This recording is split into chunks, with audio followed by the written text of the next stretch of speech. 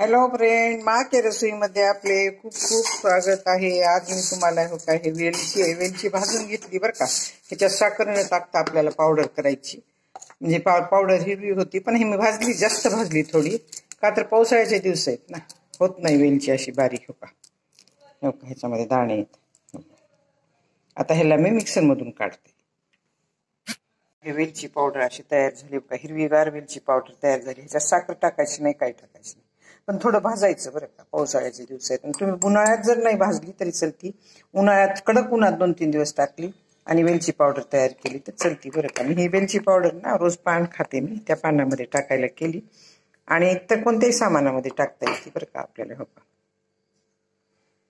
माझी जर ही वेलची पावडर करण्याची पद्धत तुम्हाला आवडली असेल तर सबस्क्राईब करा, लाईक करा, बेल आयकॉन क्लिक करून कमेंटमध्ये मला सांगा की तुम्हाला माझी ही वेलची पावडर कशी वाटली। धन्यवाद।